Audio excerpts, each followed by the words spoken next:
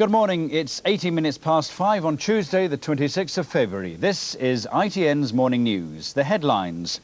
In a dramatic announcement, Baghdad radio said Iraqi troops were pulling out of Kuwait. The White House says there's no evidence on the ground. The war goes on. The UN Security Council, at the Soviets' request, goes into emergency session. The death toll of American servicemen at Dhahran barracks rises to 27. Baghdad radio said Iraq had proved it could fight, but now the Iraqi leadership had issued orders for the troops to pull back to positions occupied before the August 2nd invasion of Kuwait. The announcement came at 10:30 our time, just before Baghdad radio closed down for the night. In accordance and compliance with the Security Council Resolution number 660, through its acceptance of the Soviet initiative,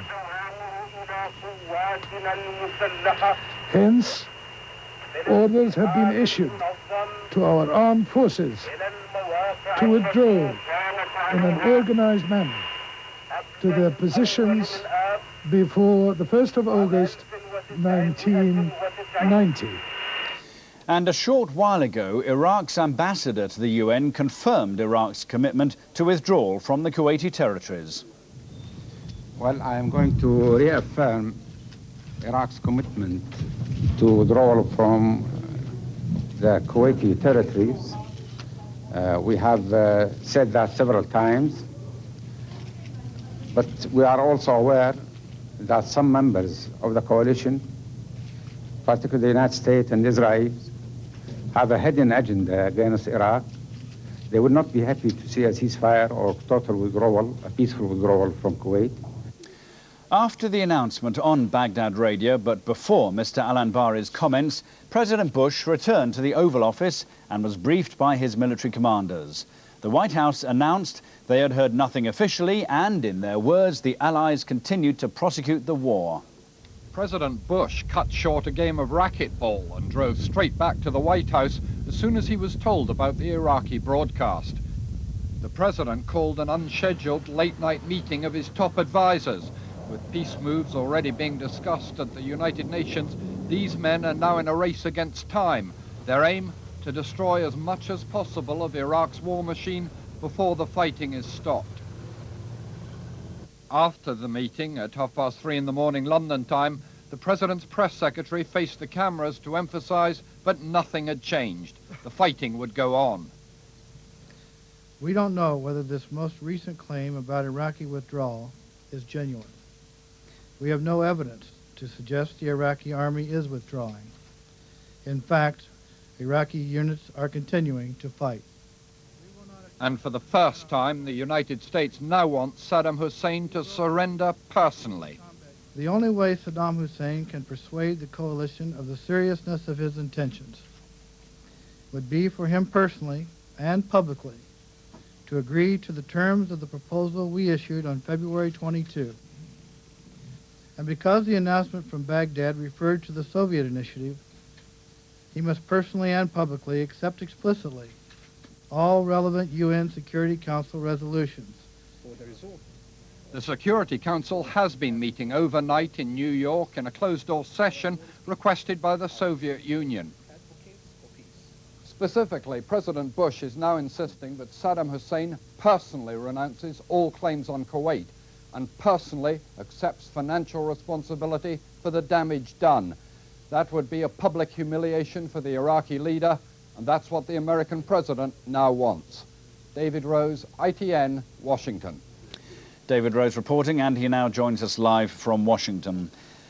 David, it struck me one of the significant points that Marlin Fitzwater was talking about in his address there was on how the withdrawal should actually take place. Iraqi troops should simply climb out of their tanks, lay down their arms and walk back towards Iraq. I think this is going to be a very difficult matter indeed. You see, the Allied forces are more and more encircling and behind the Iraqi forces.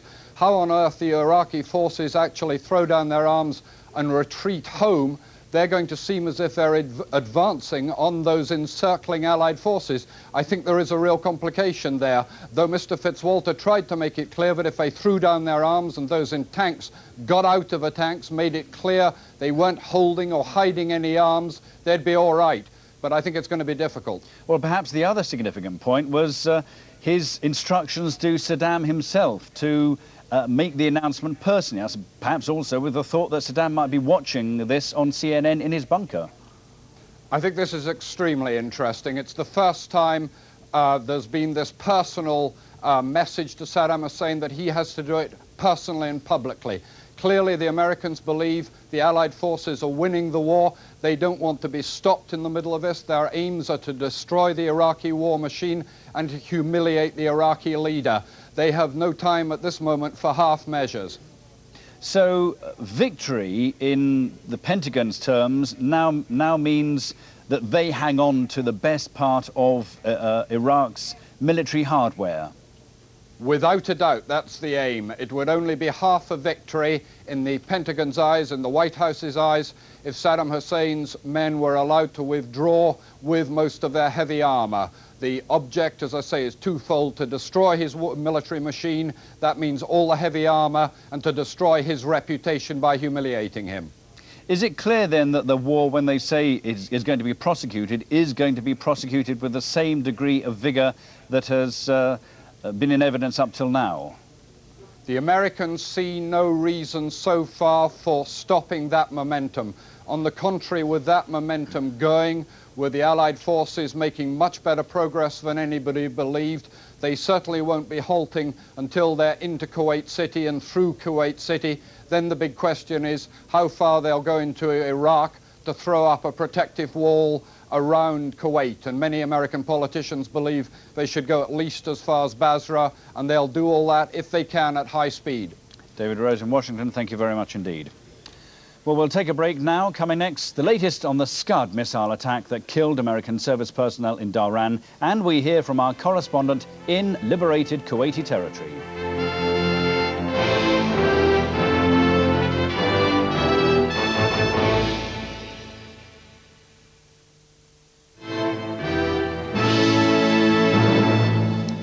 Welcome back. It's now 27 minutes past 5. In a moment, we hear direct from inside Kuwait, but first to last night's Scud attack in Dhahran. The death toll has risen to 27. Many others are seriously wounded and several still unaccounted for. Over 100 servicemen and women had been inside the US military barracks at Kuwait City near Dhahran in Saudi Arabia. The Scud scored a direct hit, smashing into the two-story building, causing an explosion and fire that gutted it. Emergency services raced casualties to hospitals in Dhahran. Well, I spoke a few moments ago to Jeremy Thompson in Dhahran and asked him for the latest information on that attack. The military authorities here have just released the latest figures. That is 27 American servicemen and women dead and 98 injured. And they say that all have now been accounted for. What do you know about how this attack took place? Was the missile intercepted at all, or was this the one that got through? Very confusing reports and nothing official yet. It looked from the pictures we had as if the missile may have come down unintercepted by a Patriot. There was a very large flame that fell to ground and a big flash as it did so, and that was where the barracks were that it hit. But some people in the area said they did hear a thud or an explosion in the sky, which suggested there had been interception. But of course, the Patriot hitting it doesn't always mean to say it destroys the warhead. Could have been that it was fragmented, but that the warhead fell to ground right in the middle of this barracks, and the damage it did suggested there was a warhead because it more or less blew it to pieces. So it was appalling bad luck that it should land on this barracks. Well, nothing of the Scud attacks so far really has suggested that they are at all accurate, that they've generally been sent up in fairly random fashion. And obviously, if they are struck in the sky, they can fall anywhere, and that seems to have been where most of the damage has been caused, either here or in Riyadh or in the Tel Aviv area over the last few weeks. What reports, if any, have been coming into you there of this withdrawal, or at least the appeal by Saddam for his forces to withdraw from Kuwait? Is there any sign they're doing so? Richard, no information at all so far of a withdrawal. There were movements of Iraqi troops reported during the night, but it became clear that they were not really clear withdrawals, as would have to be seen by the Allies to accept that Saddam was serious. They appeared to be movements around the battlefield, and obviously the major concern amongst the forces here is that all Saddam is doing is trying a fresh new surprise gambit to take the sting, to take the steam out of the advance which has been going so swiftly into his ranks, and maybe even try to get his troops withdrawn slightly so that he can regroup and rearm and resupply them. That's the big worry in everybody's minds. I mean, they simply do not trust the man. Jeremy Thompson. Well, some news just in. The British 1st Armoured Division joined battle with an Iraqi mechanised brigade last night. That's been confirmed by a US military source. Well, further details are expected to emerge this morning. The Press Association say that has been confirmed. And CNN in America said US and French paratroopers had landed in Kuwait City, but there's no official confirmation of that or indication of where they got that information from. Well, Kuwaitis in exile in Saudi Arabia last night said they were deeply suspicious of the announcement that Iraqi troops are withdrawing.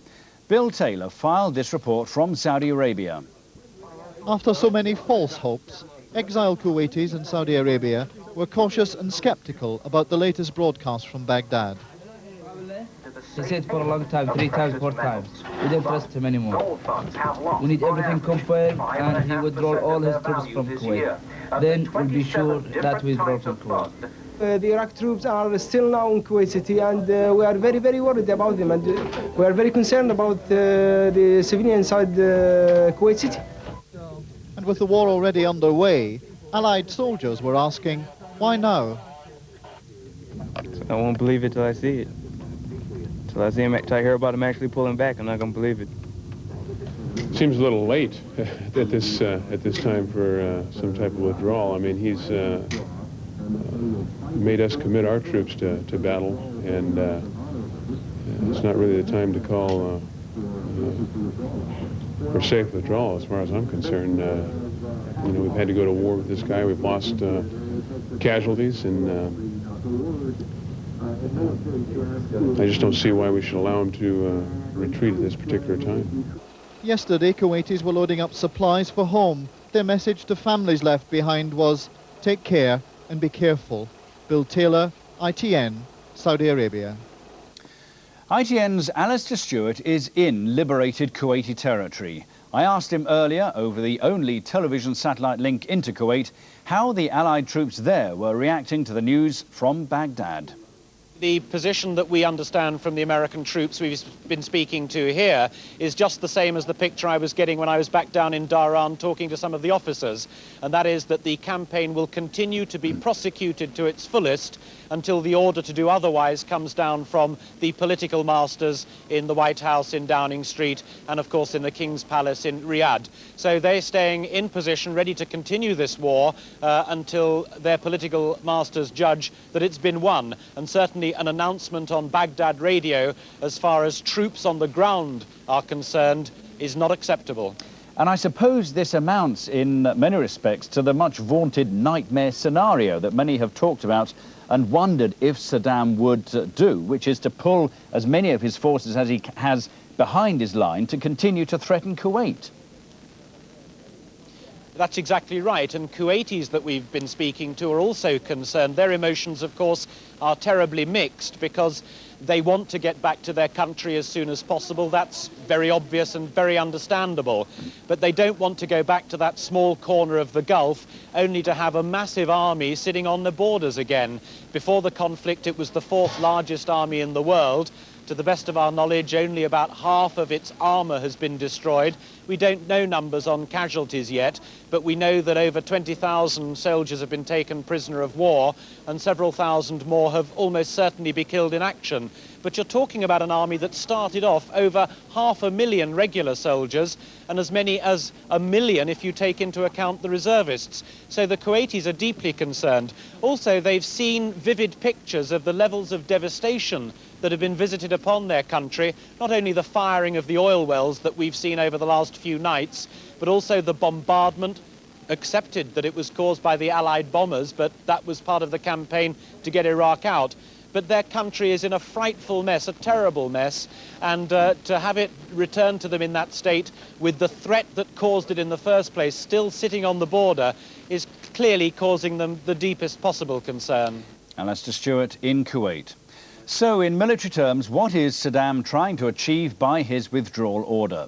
That's a question I put earlier to the defence analyst Francis Chusa. There are two possibilities, a likely and a relatively unlikely one. The unlikely one is he's trying to sow confusion in Allied ranks to give himself breathing space to then attack. That's unlikely. Every time he's tried to attack, he's been defeated. The likely one is he has seen the writing on the wall. He has seen the fact that some of his offensives, counteroffensives, have been totally destroyed as soon as they've started. And he realizes if this goes on for even a few more days, even the Republican Guard will be chewed up by the Allies. He needs to save some of his ground forces. And the equipment. He's trying to retrieve the equipment before it falls entirely into Allied hands. Ultimately, the equipment, we've seen he has little regard for human life, especially, or even his own countrymen's. He's almost certain that after the war is over, a lot of countries will be part of an arms embargo against him.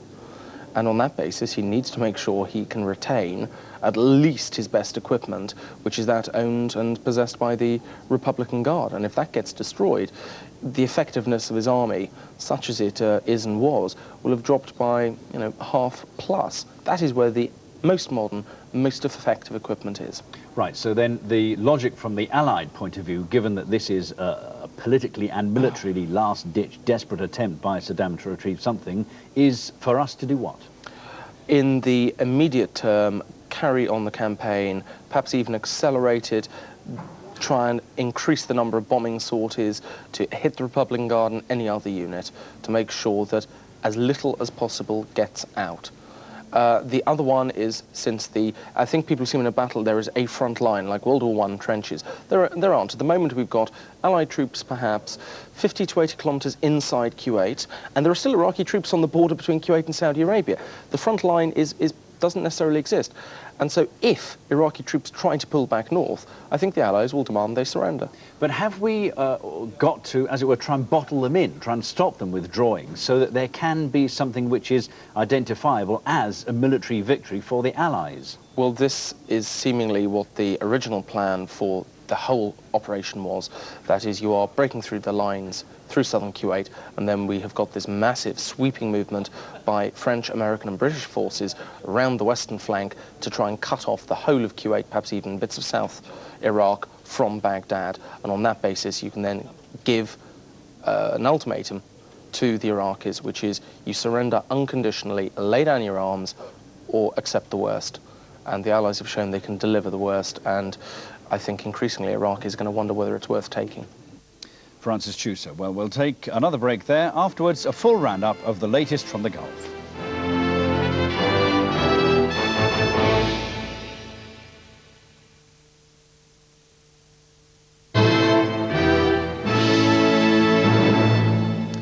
Hello again. The time on the morning news is 90 minutes to 6, and the main news this morning. In a dramatic announcement, Baghdad radio said Iraqi troops were pulling out of Kuwait. The White House says there's no evidence on the ground. The war goes on. The UN Security Council, at the Soviets' request, goes into emergency session. The death toll of American servicemen at Dhahran barracks rises to 27. And the British 1st Armoured Division joined battle with an Iraqi mechanised brigade last night. The Press Association attributed that to a US military source. US Marines have been engaged in fierce battles with Iraqi forces in Kuwait. The CBS reporter Bob McCowan is with the advancing Allied forces, who are just 45 miles from Kuwait City. Allied armor rolled up the highway towards Kuwait City 24 hours into the invasion, 25 miles down and 45 to go. This attack force of Saudis, Kuwaitis, Omanis and US Marines encountered little resistance for the first half of their journey, but a burned-out Iraqi tank marked the beginning of a more dangerous stretch of road. In the area, towns such as this one, with pockets of Iraqi resistance and snipers, and a few miles ahead, enemy artillery, sending in round after round, hitting houses nearby and pinning down the convoy. As Saudi tanks moved into position, US jets worked the skies. launching flares to distract ground-to-air missiles, high-tech vultures searching for their prey. As the battle continued at the front, at the border, vehicles continued to pour into Kuwait, including buses to bring back prisoners of war. And along the route north, the desert was a massive minefield, being swept by Kuwaitis in helicopters and Saudis on foot. All afternoon, the jets kept circling overhead, the artillery coming in and going out. As the second day of the ground war came to an end, the troops hunkered down here along the highway, hope that this will turn out to be just a rest stop on their road to Kuwait City. As well as the 27 that died in the attack on the barracks at Dhahran by the Scud missile, many others were seriously wounded in that attack, and many others are still missing. It happened at Kuwait City near Dhahran, the main American base in Saudi Arabia. It was just a distant streak in the night sky as the missile fell to earth, followed by the flash of impact. But within seconds, the US Army barracks was consumed in flames, silhouetting the twisted girders, all that was left of this temporary housing compound. Over 100 American servicemen and women had been inside. In the chaos, people rushed to drag the dead and injured from the blazing ruin, ignoring orders to wear their gas masks. It was the first time a missile had struck a US military target, and it had shocked everyone. Nobody seemed sure just how many had been killed or hurt. The most serious cases were stretchered away to waiting helicopters, standing by to evacuate them to local hospitals. Well, as the White House announced, the war goes on. British, US and other coalition troops have been meeting little resistance from Iraqi forces in the first phase of the ground war. British armoured divisions have been pushing deep into Iraq. Challenger tanks are thought to be preparing for a major confrontation. Saudi troops in Kuwait were halted for a time as they came under artillery fire. They were even forced to make a minor withdrawal until helicopter-launched rockets dealt with the enemy. Elsewhere, French and US troops took on the Republican Guard, facing the crack Iraqi troops, the biggest helicopter assault seen in war. 4,000 airborne troops will eventually take on the Guard near the town of Basra. Throughout the theatre of war, the number of prisoners taken is said to be huge. The Allies claim 20,000 have been captured or have surrendered. The Egyptian and Syrian members of the Allied forces have been playing their part in the ground war. Yesterday, their troops pushed into Kuwait. But the Arab forces in the coalition won't be used in the fighting in Iraq. That's considered too politically sensitive. At dawn, Egyptian armour and infantry moved out of their defensive positions, queuing up to pass through the breaches in their sand wall defences and out into Kuwait. Along the way, we passed what was left of Iraqi forward positions. Crossing and ignoring the main road to Kuwait City, the Egyptian forces continued to push to the north, where their forward forces were now coming under fire from Iraqi armour said to be advancing south. The battleground's now prepared for a frontal assault. This time it's the Egyptians' turn, backed up by the Syrians and the Saudis. 12 kilometers inside Kuwait, the advance was halted, while artillery and armour prepared their firing positions. Mobile rocket launchers travelling together to concentrate their considerable firepower were also drawn into the battle. By the afternoon, Egyptian forces had moved more than 20 miles inside Kuwait as they opened a new front in the ground war. Well, an hour ago, Iraq's ambassador to the UN confirmed Iraq's commitment to withdrawal from the Kuwaiti territories. Well, I am going to reaffirm Iraq's commitment to withdrawal from the Kuwaiti territories. We have said that several times, but we are also aware that some members of the coalition, particularly the United States and Israel, have a hidden agenda against Iraq. They would not be happy to see a ceasefire or total withdrawal, a peaceful withdrawal from Kuwait. Baghdad radio said the Iraqi leadership had issued orders for their troops to pull back to positions occupied before the August 2nd invasion of Kuwait. The announcement came at 10:30 our time, just before Baghdad radio closed down for the night. In accordance and compliance with the Security Council Resolution number 660, through its acceptance of the Soviet initiative. Hence, orders have been issued to our armed forces to withdraw in an organized manner to their positions before the 1st of August 1990. After that announcement on Baghdad radio, but before Mr. Al-Anbari's comments, President Bush returned to the Oval Office and was briefed by his military commanders. The White House announced they had heard nothing officially, and in their words, the Allies continued to prosecute the war. President Bush cut short a game of racquetball and drove straight back to the White House as soon as he was told about the Iraqi broadcast. The president called an unscheduled late-night meeting of his top advisors. With peace moves already being discussed at the United Nations, these men are now in a race against time. Their aim? To destroy as much as possible of Iraq's war machine before the fighting is stopped. After the meeting at 3:30 in the morning London time, the president's press secretary faced the cameras to emphasize that nothing had changed. The fighting would go on. We don't know whether this most recent claim about Iraqi withdrawal is genuine. We have no evidence to suggest the Iraqi army is withdrawing. In fact, Iraqi units are continuing to fight. And for the first time, the United States now wants Saddam Hussein to surrender personally.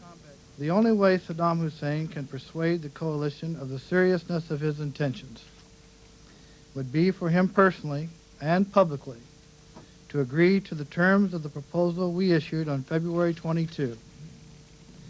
And because the announcement from Baghdad referred to the Soviet initiative, he must personally and publicly accept explicitly all relevant UN Security Council resolutions.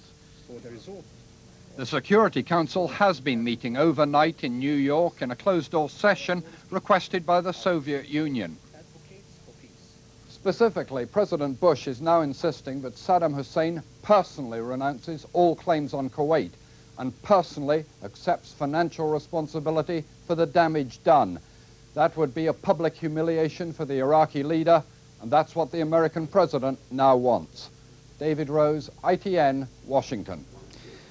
David Rose there. Well, I'm now joined on the satellite from New York by our correspondent Kevin Dunn, who's spent the night at the United Nations, where they've been in closed session.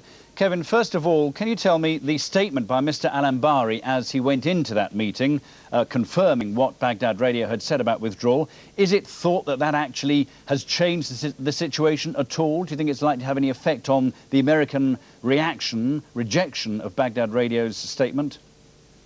I think that's highly unlikely. The American position, as you've heard from Washington, is absolutely adamant that all the Security Council resolutions must be met and must be met in full. And Ambassador Al-Anbari referred only to Resolution 660. That was the only resolution he said that Iraq was implementing. He claimed, apparently in the course of his meeting with the Security Council, that President Saddam Hussein was asking for a ceasefire resolution because he said it would take years to implement all the other resolutions.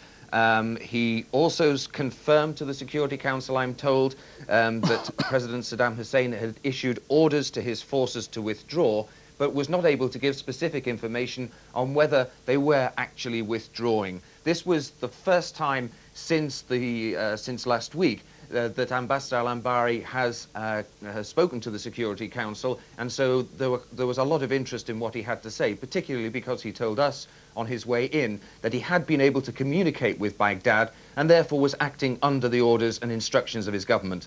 Right, well in that case, and I know it's behind closed doors that this meeting is taking place, but what do you think is actually happening there? Well, I understand that the meeting is now breaking up, and the report I gave you was from a diplomat who had come out of the meeting and gave some of us a brief insight into what had been going on. Ambassador Al-Anbari has now left the meeting, and a couple of moments ago he told reporters outside again that we accept resolution 660. We don't want to bring in what he described as side issues, presumably a reference there to the other resolutions that have to be implemented. He told reporters, we want to put an end to the fighting. I'm not surprised by the reaction or disappointed by the reaction of other council members. In other words, the effective rejection by the United States and Britain in particular of any concessions at this stage. It now appears that the Security Council will resume its deliberations tomorrow. It's not yet known whether there will be any further word from Ambassador Al-Anbari. But the statement, as I recall it from Baghdad Radio, said that they were proposing to withdraw under the terms of the Soviet peace proposal. And it was unclear as to which particular peace proposal they were referring to. There was a report later on in the evening that the Soviet peace proposal was a new one and sounded extremely similar to the sort of demands which the Allies had been making the day before the ground offensive began. So do we know what the Soviet position in all this is? Well, we're told that today the Soviet ambassador, Mr. Vorontsov, put what is effectively a Mark III version of the Soviet initiative to the Security Council. This was a much watered down, if you like, or a much vaguer version of the original. First, we had an 8-point plan last Friday, then we had a 6-point plan on Saturday, both of which were rejected by the Allies. And we have this now 3 points, which is much vaguer. The 3-point plan, as outlined by Soviet diplomats here, would set a date for a withdrawal by Iraq from Kuwait. It would expect that withdrawal to be completed in a short space of time, and then the other mechanisms would be put into place to deal with a ceasefire, with an end to hostilities.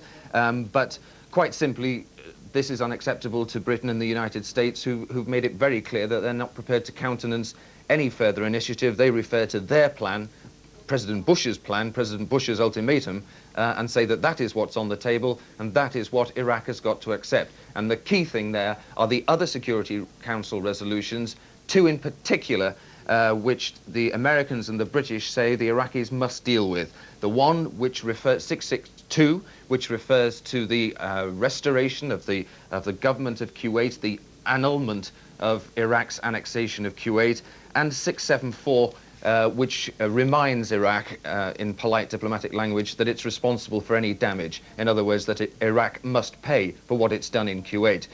To sum up, the position of the Allies here tonight is that diplomats have said to me that... Can I, sorry to interrupt you there, but we're going to have to leave it there because time is catching up on us. But thank you very much indeed. Kevin Dunn reporting from the UN in New York.